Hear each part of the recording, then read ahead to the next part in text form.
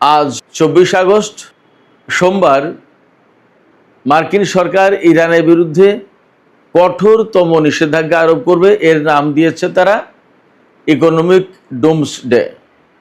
আমি আগেই বলেছি যে একেবারে কিয়ামত নাজিল করে দিতে চায় তারা, ভাবটা এরকম। তবে এর বিপরীতে ইরান তাদের 5টি কৌশল ঘোষণা করে রেখেছে এই মার্কিন কঠোরতম নিষেধাজ্ঞা ব্যর্থ করে দেওয়ার জন্য। ইরান এই সমস্ত কাজ করবে। কি কি কাজ সেগুলো বিস্তারিত বলবো ভিডিওর পরবর্তী অংশে। এদিকে হরমুজ প্রণালী নিয়ে আলোচনার জন্য আগামীকাল মঙ্গলবার ওমানের পররাষ্ট্রমন্ত্রী বদর আল বুসাইদি আগামীকাল ইরান যাচ্ছেন। আর আজকে অর্থাৎ সোমবার 24 আগস্ট পাকিস্তানের সেনাপ্রধান ইরানে যাবেন। এরই মধ্যে পৌঁছে গেছেন কিনা সেটা একটা দেখার বিষয়। যখন আমেরিকা এবং ইরান অর্থনৈতিক নিষেধাজ্ঞা আরোপ করা এবং মোকাবেলা নিয়ে অনেকটা মুখোমুখি এবং এর প্রধান কেন্দ্রবিন্দু হবে হরমুজ প্রণালী, তখন ওমানের পক্ষ থেকে ওমানের পররাষ্ট্রমন্ত্রী ইরানে যাচ্ছেন। আর পাকিস্তানের সেনাপ্রধান ফিল্ড মার্শাল আসিম মুনির ইরানে যাচ্ছেন। তাহলে কি নতুন করে ইরান এবং আমেরিকার মধ্যে আলোচনা শুরু হতে যাচ্ছে? ইরান আসলে এই রকম প্রেক্ষাপটে কি করবে? সুপ্রিয় দর্শক, এই বিষয়গুলো নিয়েই আজকের ভিডিওতে বিস্তারিত আলোচনা করার চেষ্টা করব। আশা করি আলোচনা ভালো লাগবে এবং আপনারা শেষ পর্যন্ত সঙ্গে থাকবেন। আর আলোচনা যদি ভালো লাগে তাহলে লাইক, কমেন্ট, শেয়ার করবেন এবং চ্যানেলটি সাবস্ক্রাইব করে সাথেই থাকবেন। দর্শক, ইরান ঘোষণা করেছে হরমুজ প্রণালী দিয়ে যে সমস্ত জাহাজ নিয়ম ভঙ্গ করে চলাচল করবে, অর্থাৎ প্রোটোকল মানবে না, সেই সমস্ত জাহাজকে আটক করা হবে, জরিমানা করা হবে, অথবা তাদেরকে একদম জব্দ করা হবে। কি কি সেই প্রোটোকল? ইরান যে প্রোটোকল দিয়েছে, বলছে যে নিয়ম ভঙ্গ করলে এগুলো করা হবে। সেই নিয়মগুলো কি? সেই নিয়মের প্রধান বিষয় হচ্ছে ইরান যে পথ দেখিয়েছে হরমুজ প্রণালী দিয়ে পারস্য উপসাগরে বের হওয়া এবং যাওয়া, এই দুটোর জন্য যে পথ দেখিয়েছে সেই পথেই চলাচল করতে হবে। এর বাইরে গেলে ইরানের নিয়ম ভঙ্গ হবে, ইরানের প্রোটোকল ভঙ্গ হবে। ইরান যে নির্দেশনা দিল যে রুট ব্যবহারের, সেই রুট অমান্য করা হলো। সেই ক্ষেত্রে যে সমস্ত জাহাজে এরকম অমান্য করবে তাদেরকে আটক করবে, তাদের বিরুদ্ধে জরিমানা করবে অথবা চূড়ান্তভাবে জব্দ করবে। এরই মধ্যে ইরান তার এই নিয়ম যাতে ঠিকমতো পরিচালিত হয় সেই জন্য আরও বেশ কিছু পদক্ষেপ নিয়েছে। তার একটা পদক্ষেপ হলো বিশ্বের যে সমস্ত জাহাজ কোম্পানি বা যে সমস্ত জাহাজ ইরানের নির্দেশিত পথে চলতে চায় না বা চলে না, এই বিষয়গুলো মোটামুটি ইরান এতদিনে স্টাডি করে একটা তালিকা করেছে। তালিকা করে 46টি জাহাজকে তারা চিহ্নিত করেছে। এই জাহাজগুলো ইরানের নির্দেশিত পথে চলে না বা ইরানের রুলস ভায়োলেট করে। এই 46টি জাহাজ এই হরমুজ প্রণালীতে চলাচল করতে পারবে না। সেই জন্য ইরানের পক্ষ থেকে আরেকটা কথা বলা হয়েছে। ইরানের পক্ষ বলতে ইরানের পারস্য উপসাগরীয় প্রণালী কর্তৃপক্ষ PGSA, এই PGSA তারা আরও একটা কাজ করেছে। যে সমস্ত ব্যবসায়ী বা যে সমস্ত কোম্পানি পারস্য উপসাগরের বিভিন্ন দেশের কাছ থেকে তেল কিনবে, এই তেল পরিবহন করার জন্য জাহাজ ভাড়া করা লাগে। এই জাহাজ ভাড়া করার আগে PGSA অর্থাৎ পারস্য উপসাগরীয় প্রণালী কর্তৃপক্ষ যেটা, তারা বলেছে যে এই তালিকাটা দেখে নিতে। এই তালিকার ভিতরে এই যে 46টি জাহাজের নাম আছে তালিকাভুক্ত, এই জাহাজগুলো যাতে ভাড়া না করে, যাতে ভুল না হয়, সেই জন্য ইরান একটা তালিকা দিয়েছে। এবং যারা তেল কিনবে সেই সমস্ত কোম্পানি বা ব্যক্তি মালিকানাধীন যারা এই তেল কিনবে তাদেরকে বলা হয়েছে যে আপনারা প্লিজ এই তালিকাটা দেখে নেবেন। এই তালিকার ভেতরে যে সমস্ত জাহাজ আছে সেই জাহাজ যেন আপনারা কেউ ভাড়া না করেন। এর মানে হচ্ছে যে পারস্য উপসাগরে জাহাজ চলাচলের ব্যাপারে ইরান কিন্তু একটা নিয়ন্ত্রণ আরোপ করলো। একেবারে হরহামেশা ইচ্ছা করলেই যে কোনো জাহাজ ঢুকে যেতে পারবে, যে কোনো জাহাজ তেল এনে দিতে পারবে, ব্যাপারটা কিন্তু এমন নয়। ইরানের পক্ষ থেকে এই কথাটাই পরিষ্কার করা হলো। তবে এই তালিকায় কোন কোন জাহাজ আছে সেই তালিকা আমি ব্যক্তিগতভাবে এখনও জানতে পারিনি বা পাইনি সেই তালিকাটা। এই ভিডিও যখন আপলোড হয়ে যাবে হয়তো ততক্ষণে তালিকা প্রকাশ হবে কিনা কে জানে। তো ধারণা করছি এই তালিকায় বেশিরভাগ ক্ষেত্রেই আমেরিকা, ইসরায়েল এবং পশ্চিমা কিছু দেশের জাহাজ থাকার সম্ভাবনা খুব বেশি।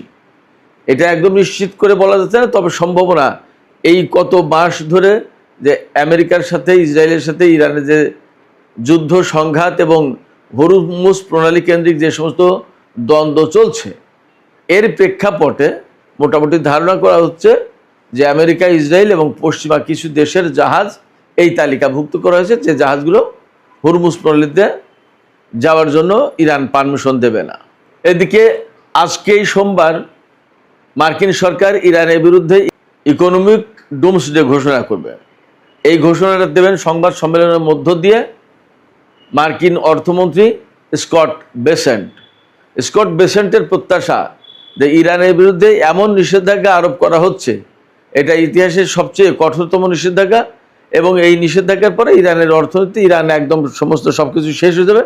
শুধু তাই না, তিনি বলছেন এই নিষেধাজ্ঞা আরোপ করার পর ইরান এবং আমেরিকার মধ্যকার যুদ্ধের পরিসমাপ্তি ঘটবে।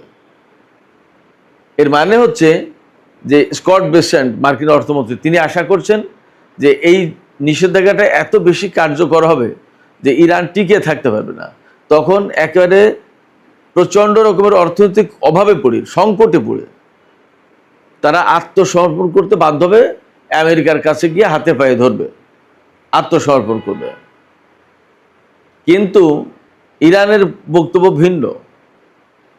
ইরান কিন্তু বলছে যে আমেরিকা যে নিষেধাজ্ঞা আরোপ করতে যাচ্ছে তা মোকাবেলার জন্য আমাদের হাতে 5টি অস্ত্র আছে, এই অস্ত্র দিয়ে মোকাবেলা করব। ইরানের হাতে কি কি অস্ত্র আছে চলুন আমরা একটু দেখে নিই। মানে হচ্ছে ইরান কি দিয়ে আমেরিকার এই অর্থনৈতিক নিষেধাজ্ঞা বানচাল করে দেবে, ব্যর্থ করে দেবে। ইরান বলছে তারা হরমুজ প্রণালীকে অর্থনৈতিক অস্ত্র বানাবে। কিরকম? ইরানের উপর যখন কঠোর নিষেধাজ্ঞা আরোপ করা হবে তখন ইরান বলছে যে 1 ফোঁটা তেলও এই হরমুজ প্রণালীতে বের হতে পারবে না। অর্থাৎ কোনো দেশের কোনো কোম্পানি, কোনো ব্যক্তি, কারোর জন্য কোনো তেল দেওয়া হবে না, তেল যেতে পারবে না, কোনো দেশ তেল বিক্রি করতে হবে না। ইরান যদি তেল বিক্রি করতে না পারে তাহলে এই অঞ্চলের কোনো দেশ পারস্য উপসাগর দিয়ে বা হরমুজ প্রণালী দিয়ে তেল বিক্রি করতে পারবে না। শুধু তাই না, ইরান একদম সুস্পষ্ট করে গতকাল বলেছেন, বিশেষ করে ইরানের জাতীয় নিরাপত্তা পরিষদের সচিব মেজর জেনারেল মহসিন রেজাই, তিনি বলেছেন আমেরিকা যদি হরমুজ প্রণালী এলাকায় ব্লকেড অব্যাহত রাখে তাহলে এই ব্লকেড ভেঙে দেওয়ার জন্য ইরান যা ব্যবস্থা নেওয়ার দরকার তাই নেবে। অর্থাৎ আমেরিকার বিরুদ্ধে নৌবাহিনীর যুদ্ধ শুরু হবে। আমেরিকা যে ইরানের বিরুদ্ধে নিষেধাজ্ঞা আরোপ করবে, সেই নিষেধাজ্ঞা তো আমেরিকা একা একা মানলে চলবে না। বিশ্বের সব দেশ যদি ইরানের সাথে লেনদেন করে, বাণিজ্য করে, তেল কেনে তার কাছ থেকে গ্যাস কেনে, তাহলে তো অর্থনৈতিক নিষেধাজ্ঞা কার্যকর হবে না। এই জন্য আমেরিকা বলেছে যে বিশ্বের সব দেশকে সহযোগিতা করতে হবে ইরানের বিরুদ্ধে নিষেধাজ্ঞা কার্যকর করার জন্য। কিন্তু ইরান বলছে কি? ইরান বলছে আমেরিকার নিষেধাজ্ঞা কার্যকর করার জন্য যদি কোনো দেশ উদ্যোগ নেয় তাহলে সেই দেশ ইরানের শত্রু বলে গণ্য হবে, নাম্বার 1। নাম্বার 2 হচ্ছে যে দেশ ইরানের বিরুদ্ধে আমেরিকার বুদ্ধিমতো নিষেধাজ্ঞা আরোপ করবে বা এই নিষেধাজ্ঞায় সামিল হবে, সেই দেশের জাহাজ চলাচল হরমুজ প্রণালীতে করতে পারবে না, তাদের জাহাজ চলাচল নিষিদ্ধ হবে।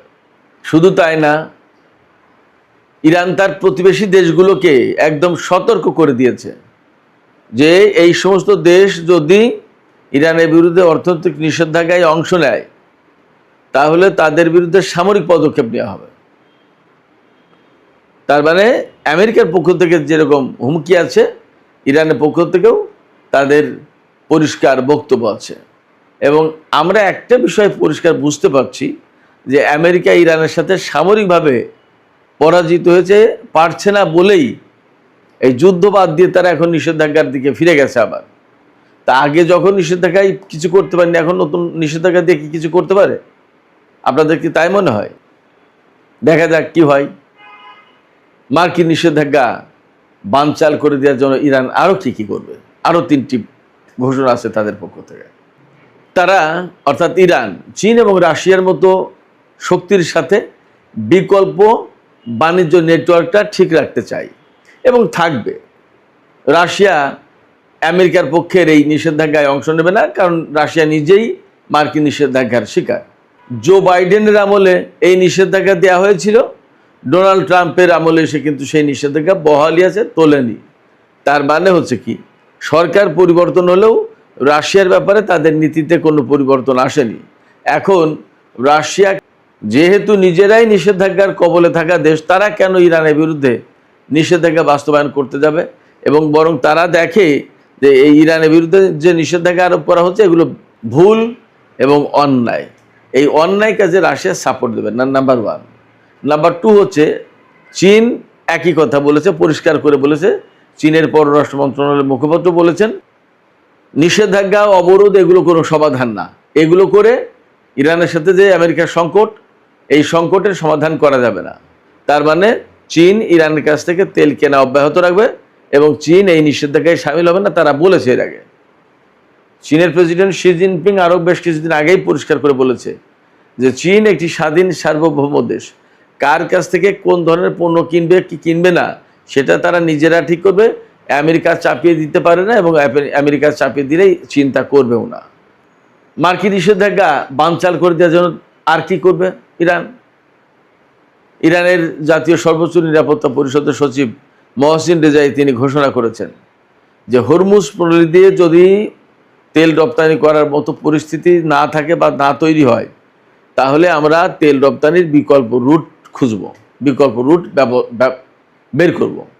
হয়তো যেহেতু ইরানের বেশিরভাগ তেল চীনে রপ্তানি হয়, হয়তো তারা স্থলপথে, রেলপথে হয়তো চীনের সাথে তেলের বাণিজ্য করবে, বিকল্প অন্তত হলো। এমনও হতে পারে, সম্ভাবনা আছে, চীন তার নিজের জাহাজ পাঠাবে হরমুজ প্রণালী দিয়ে তেল আনার জন্য। আমেরিকা যদি চীনা জাহাজে হামলা চালায় বা চীনের জাহাজ আটক করে, তখন চীন সরকার বাদবাকি ব্যবস্থা নেবে। এবং এই নিষেধাজ্ঞাকে কেন্দ্র করে এমনও হতে পারে যে বৃহত্তর অঙ্গনে যুদ্ধ ছড়িয়ে পড়তে পারে এবং এই মুহূর্তে আমেরিকা যে দুর্বল অবস্থানে, এটা দুনিয়া সবাই জানে। আরেকটা কি করবে এই নিষেধাজ্ঞা মোকাবেলার জন্য? যদি হরমুজ প্রণালীতে জাহাজ চলাচল মোটামুটি করতে থাকে, প্রত্যেকটা জাহাজের উপর থেকে টোল আদায় করবে। ইরানের তেল যদি বিক্রি করতে করতে নাও হয়, তাহলেও টোল আদায়ের পয়সায় একটা ভালো রকম বড় অঙ্কের টাকা চলে আসবে ইরানের হাতে। টোল আদায় করবে এবং যদি কোনো রকমের ইরানি প্রোটোকলের সহায়তা না করা হয়, সাহায্য করা না হয়, বাস্তবায়ন করা যদি না হয়, তাহলে তাদের উপরে জরিমানা ধরে দেবে। এমনকি অনেকগুলো জাহাজ হরমুজ প্রণালীতে চলাচলের ব্যাপারে নিষিদ্ধ হতে পারে। তো তাহলে আমি ইরান যে পদ্ধতিগুলো, কৌশলগুলো বা হাতিয়ার ব্যবহার করবে মার্কিন নিষেধাজ্ঞা আরোপের ব্যাপারে, কৌশলগুলো আমি সাম আপ করে একদম সংক্ষেপে আপনাদেরকে আবার জানিয়ে দিচ্ছি। প্রথমত, হরমুজ প্রণালীকে অস্ত্র হিসেবে তারা ব্যবহার করবে ইরান। 2, মার্কিন নিষেধাজ্ঞায় যোগ দেওয়া দেশগুলোকে শত্রু বলে গণ্য করবে। ফলে ইরানের হাত থেকে বাঁচার জন্য অনেকে এই নিষেধাজ্ঞায় হয়তো যোগ দেবে না। 3, চীন রাশিয়ার সাথে বিকল্প বাণিজ্য নেটওয়ার্কটা ধরে রাখবে এবং এরই মধ্যে চীন কিন্তু ইরানকে, রাশিয়া এবং চীন ইরানকে সাপোর্ট করেছে। 5, হরমুজ দিয়ে চলাচলকারী জাহাজগুলোর উপরে নিয়ন্ত্রণ আরোপ করবে ইরান, তাদের কাছ থেকে টোল বা ফি নেবে এবং প্রয়োজনে নিষেধাজ্ঞা আরোপ করবে।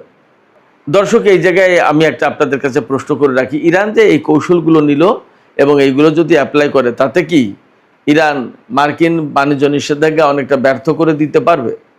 সাথে সাথে আর একটা প্রশ্ন করি, আমেরিকা যে নিষেধাজ্ঞা দিতে যাচ্ছে, আসলে এই নিষেধাজ্ঞা দিয়ে আমেরিকা কতটুকু কি করতে পারবে? ইরানকে কি আসলে তারা অনেক বেশি কাবু করতে পারবে?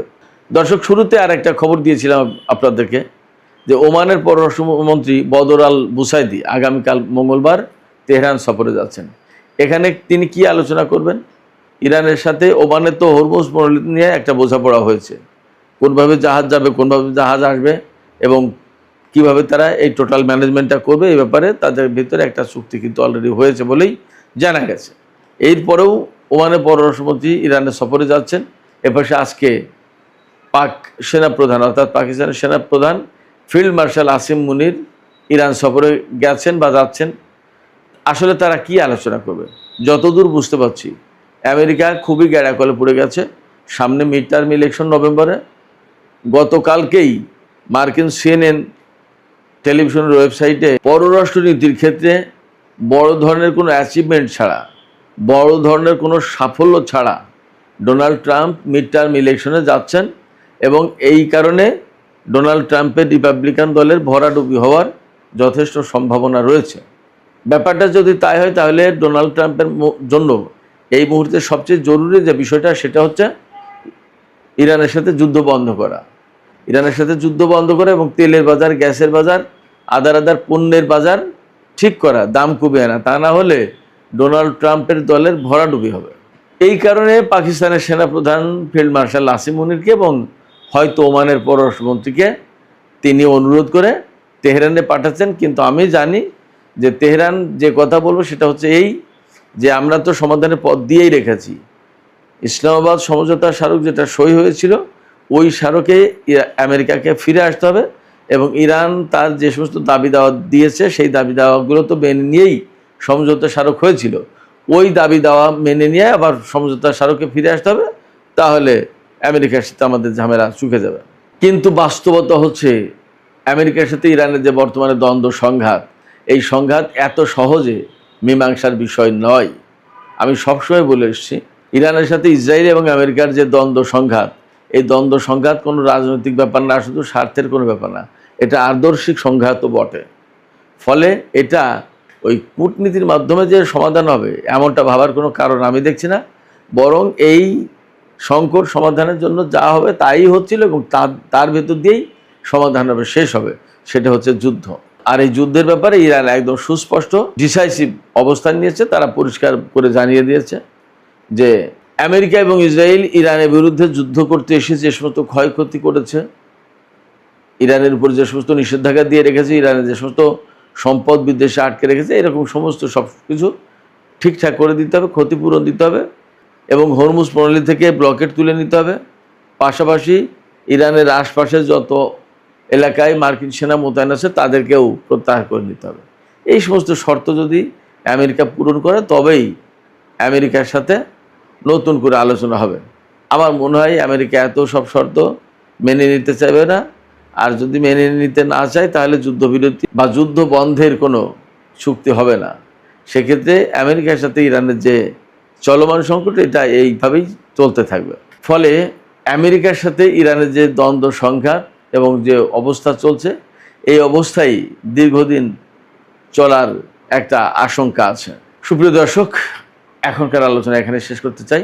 আপনাদের সবাইকে অনেক অনেক ধন্যবাদ। আল্লাহ হাফেজ।